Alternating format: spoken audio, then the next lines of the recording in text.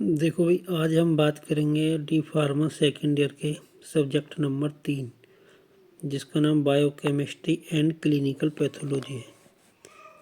देख लो, ये biochemistry and clinical pathology theory 75 घंटा में पढ़ाई जानी है।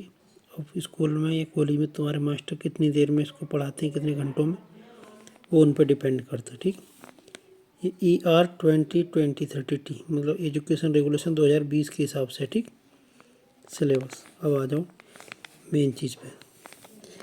देखो, सबसे पहली जो यूनिट है या चैप्टर, इंट्रोडक्शन टू बायोकेमिस्ट्री, इसमें पढ़ रहा हूँ scope of biochemistry in pharmacy. मतलब कि बायोकेमिस्ट्री को क्या स्कोप है इन फार्मेसी में। आगे लिख रहा हूँ cell and its biochemical organisation. मतलब सेल के बारे में बताना और इसके बायोकेमिकल ऑर्गेनाइजेशन जो उसके बारे में बताना। ठीक है, जैसे कि उसके अंदर प्रोटीन है, कार्बोहाइड्रेट है, फास्फोलिपिड वगैरह जो भी उसके बारे में, ये 2 घंटा में पढ़ाना है ये। ठीक है, और दूसरी यूनिट है कार्बोहाइड्रेट्स। कार्बोहाइड्रेट्स की डेफिनेशन बतानी, क्लासिफिकेशन विद एग्जांपल। ठीक है, जैसे कि मोनोसैकेराइड, डाइसैकेराइड, ये सब बताने एग्जांपल में, ग्लूकोज, सुक्रोज, ये सब बतानी। केमिकल प्रॉपर्टी और बतानी कार्बोहाइड्रेट की। ठीक, इसी में दूसरा टॉपिक है तुम्हारा बनेगा मोनोसैकेराइड। इसका स्ट्रक्चर ऑफ ग्लूकोज को बताना, इस मोनोसैकेराइड में फ्रक्टोज को बताना और गैलेक्टोज को बताना। ठीक है, डाइसैकेराइड में structure of maltose, lactose and sucrose. Polysaccharide में केमिकल नेचर ऑफ स्टार्च बताना एंड ग्लाइकोजन को बताना। ठीक, इसी में सबसे लास्ट टॉपिक बनेगा qualitative test and biological role of carbohydrate. सबसे घटिया तो यही है इसमें, क्वालिटेटिव टेस्ट। इसमें दिमाग खराब होता है पढ़ने में। ठीक, बाकी ऊपर के तो बहुत आसान है, आराम से कर सकते हो उसको एक बार पढ़। तीसरी यूनिट है प्रोटीन्स। प्रोटीन्स की भी सेम, जैसे ऊपर कार्बोहाइड्रेट के बारे में वैसे प्रोटीन के बारे में पढ़ रहा हूँ।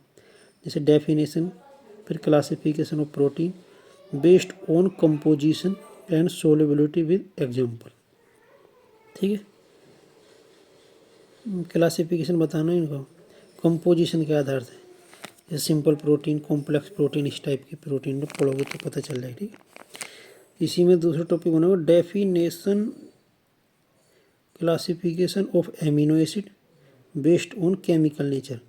एमिनो एसिड का क्लासिफिकेशन बताना, डेफिनेशन बतानी है, और जो एमिनो एसिड का क्लासिफिकेशन हो केमिकल नेचर के बेस पे होना चाहिए। ठीक है, and nutrition requirement with example. Amino acid की हमारे को का ज़रूरत है खाने पीने में, उसके न्यूट्रिशन के हिसाब से वो बतानी है। ठीक, विद एग्जांपल।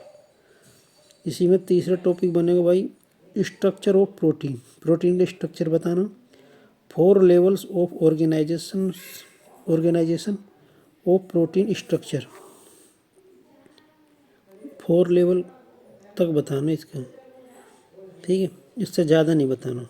इस ऐसा तो इसमें बहुत सारे अमीनो एसिड जुड़े रहते हैं, लेकिन हमें 4 तक के बारे में बताना। ठीक, इसी में अगला टॉपिक है qualitative test and biological role of protein. इसके क्वालिटेटिव टेस्ट मतलब इसको कैसे पहचानें। जैसे मान लो तुम्हें कोई चीज़ दे दें, मान लो हमने तुम्हें अंडा दे दी, तुम कैसे पहचानो इसके अंदर प्रोटीन है या नहीं है, या कौन सी प्रोटीन है, ये बताना। ठीक है, इसके बायोलॉजिकल रोल मतलब इसके क्या क्या रोल है ये बताना, प्रोटीन के एंड एमिनो एसिड के। सबसे लास्ट में इसमें टॉपिक बनेगा disease related to malnutrition of protein. वैसे वो कौन सी बीमारी है जो प्रोटीन हम कम लेंगे खाने में, वो हमको हो जाएंगी। ठीक है, प्रोटीन कम खाने से।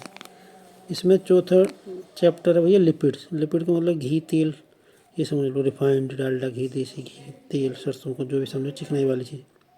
इसमें डेफिनेशन, क्लासिफिकेशन विद एग्जांपल बताना, structure and property of triglyceride बतानी। इसमें ऑयल एंड फैट्स है। ठीक, ट्राइग्लिसराइड में आगे फैटी एसिड क्लासिफिकेशन बताना based on chemical and nutritional requirement with example के साथ। ठीक, इसी में चौथा टॉपिक बनेगा स्ट्रक्चर एंड फंक्शन, मतलब इसकी संरचना और कार्य बताने कोलेस्ट्रॉल के इन द बॉडी, हमारे शरीर में इसके क्या क्या काम है।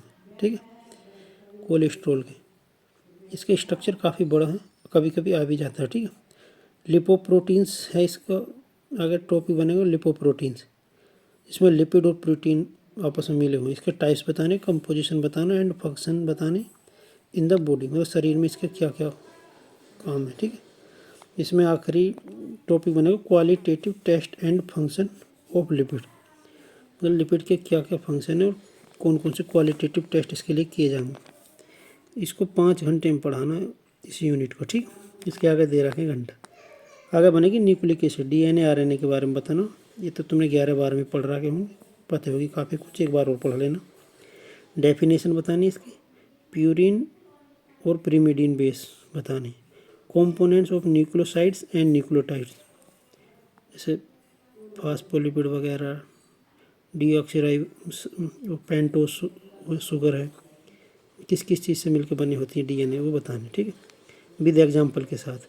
Structure of DNA, Watson and Crick model बताना, RNA and their function, RNA के और इनके फंक्शन बताने। ठीक है, आगे है भाई इसमें चैप्टर नंबर 6 एंजाइम, डेफिनेशन बतानी, properties and IUB and MB classification बताना है। ठीक है, फैक्टर्स अफेक्टिंग एंजाइम एक्टिविटी, वो कौन से फैक्टर्स हैं जो एंजाइम की एक्टिविटी को प्रभावित कर सकते हैं। Mechanism of action of enzyme, enzyme मतलब कैसे काम करते हैं ये और बताना। ठीक है, एंजाइम इनहिबिटर्स, एंजाइम को रोकने वाले कुछ तत्व हैं उनके बारे में बताना, कौन कौन सी चीज़ ऐसे हुए इनहिबिटर जो रोकेंगे एंजाइम को काम करने से। Therapeutic and pharmaceutical importance of enzyme, चिकित्सीय एंड औषधीय रूप से एंजाइम की क्या महत्वता है वो बतानी है। ठीक है, आगे 7 यूनिट में है विटामिन्स, इसकी डेफिनेशन, क्लासिफिकेशन विद एग्जांपल, बहुत आसान है तो बता दोगे। सोर्स बताने, मतलब कि विटामिन कहाँ कहाँ से मिल सकते हैं। केमिकल नेचर बताना है कि विटामिन के अंदर क्या क्या होता है। फंक्शन बताने, इसके कारक क्या क्या कार्य हैं। कोएंजाइम फॉर्म बतानी है। Recommended dietary requirements, deficiency disease of fat and water soluble vitamin, इनकी वजह से कौन कौन सी बीमारी हो सकती है वो बतानी है। फैट और वाटर में कौन कौन से विटामिन सोल्यूबल हैं वो बताने। ठीक है, और आगे 8 यूनिट में बनेगी metabolism, study of cycle pathway without chemical structure, chemical structure नहीं बताना, बस नाम लिखने इसके। ठीक है, बहुत इंपॉर्टेंट है, हालांकि हमारे में तो आई नहीं थी लेकिन हर बार आती है, लेकिन हमारे टाइम पे तो आई नहीं थी। मैं फिर भी जैसे तुम्हें रटी हुई होनी चाहिए समझ लो। तो मेटाबॉलिज्म ऑफ कार्बोहाइड्रेट को मेटाबॉलिज्म कैसे होता है ये बतानी है। इसमें ग्लाइकोलाइसिस है, टीसीए साइकिल है, ट्राई कार्बोक्सिलिक एसिड साइकिल बतानी, ग्लाइकोजन मेटाबॉलिज्म बताना है। Regulation of blood glucose, blood में ग्लूकोज को कैसे रेगुलेशन होता है वो बताना। ठीक है, लेवल ग्लूकोज लेवल, हाँ। Disease related to abnormal metabolism of carbohydrate के एबनॉर्मल मेटाबॉलिज्म से कौन कौन सी बीमारी हो सकती है ये बताएंगे, जैसे शुगर वगैरह। जी, मेटाबॉलिज्म ऑफ लिपिड, जैसे कार्बोहाइड्रेट को मेटाबॉलिज्म उस पर आ जाओ, लिपिड्स पे, मतलब जो चिकनी चीज़ खाते हैं हम, चाहे रिफाइंड हो, तेल हो, घी हो। इसमें लिपोलिसिस बतानी, beta oxidation of fatty acid बताना पामिटिक एसिड के साथ, कीटोजेनेसिस बतानी जो शुगर के टाइम पर हो जाती है, एंड कीटोलाइसिस बतानी। Disease related to abnormal metabolism of lipid, lipid का मेटाबॉलिज्म सही तरीके से नहीं हो रहा तो कौन सी बीमारी हो सकती है उसके बारे में तुम्हें बताना, क्या हो सकती है शरीर में दिक्कतें। सच एच, जैसे ketoacidosis, fatty liver, hypercholesterolemia, मतलब फैटी लीवर के बारे में बताना, कोलेस्ट्रॉल की ज़्यादा मात्रा जो वो बतानी, कीटो एसिडोसिस बतानी।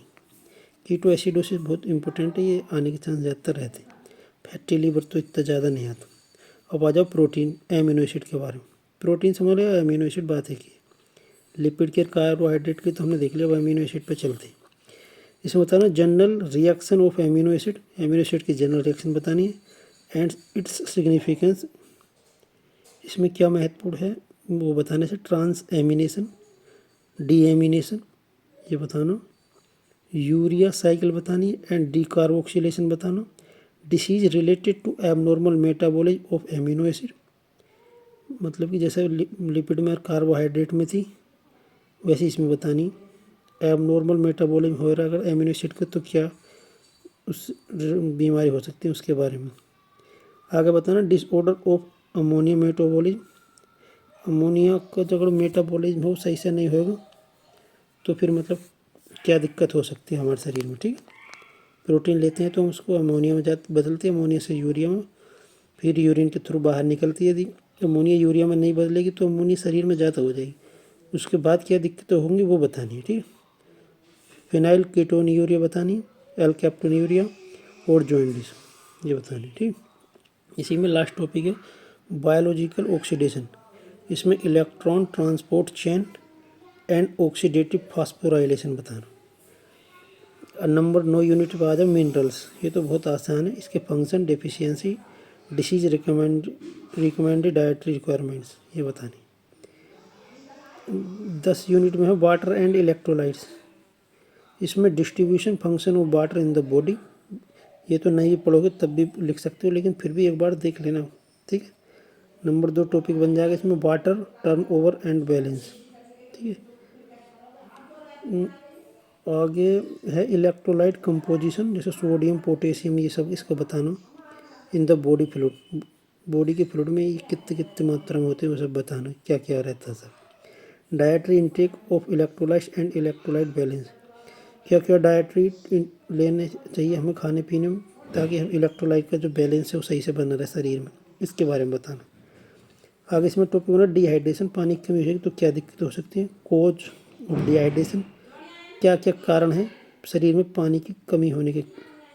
तो इससे तो सब ये तुम कोई बता सकते हो, पानी कम पियोगे तो डिहाइड्रेशन हो जाएगा। खाने पीने में मतलब लिक्विड की मात्रा तुम कम ले रहे हो तो कमी आ सकती है, ठीक है, डिहाइड्रेशन हो सकती है। And oral rehydration therapy, oral rehydration therapy में क्या क्या देना वो, जैसे ORS को घोल वगैरह पीते हैं वो सब, पानी पियो, लिक्विड चीज़ पानी वाली चीज़ पियो। इंट्रोडक्शन बायोटेक्नोलॉजी, ये 3 नंबर में आ जाता है कभी कभी, 11 यूनिट। आगे है 12 यूनिट ऑर्गन फंक्शन टेस्ट, जैसे कि function of kidney and routinely perform test assess the function of kidney and their clinical significance. मतलब कहने का साफ है कि इसमें RFT बतानी है, रीनल फंक्शन टेस्ट के बारे में बताना और इसकी क्लिनिकल सिग्निफिकेंस बतानी है, ठीक है। इसमें फंक्शन ऑफ लीवर बताने, सेम मतलब कि RFT एंड KFT बतानी ना, LFT और KFT, ठीक, इनके बारे में बताना सही से। और 13 में है introduction to pathology blood and urine. इसमें क्या क्या है, lymphocyte, platelets, their role and health, इसी इनका क्या क्या रोल है हमारी हेल्थ में वो बतानी है। Erythrocyte, abnormal cells and their significance, मतलब कि रेड ब्लड सेल्स के बारे में कुछ जानकारी है पे वो देखनी। तो normal and abnormal constituent of urine, पेशाब में क्या क्या कॉन्स्टिट्यूएंट से मिलकर बना हो तो वो बताने।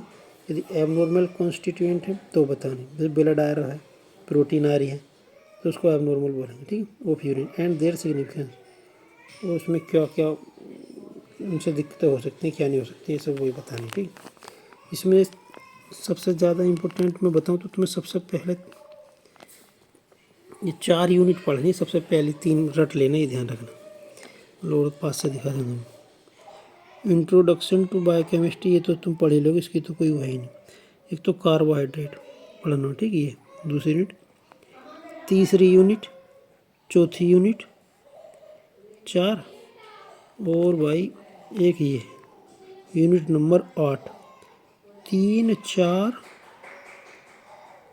नहीं 2 3 4 और 8, ये 4 यूनिट तो रटनी है। बाकी तो तुम बहुत आसान है, जैसे nucleic acid, enzyme, vitamins, water, electrolytes, mineral, ये तो तुम खुद भी पढ़ सकते हो, कोई बड़ी बात नहीं। पर जो 4 यूनिट मैंने बताई, लॉन्ग क्वेश्चन आएगा 80% में बता रहा हूँ। कार्बोहाइड्रेट से एक, प्रोटीन से आ सकता है और लिपिड से आ सकता है।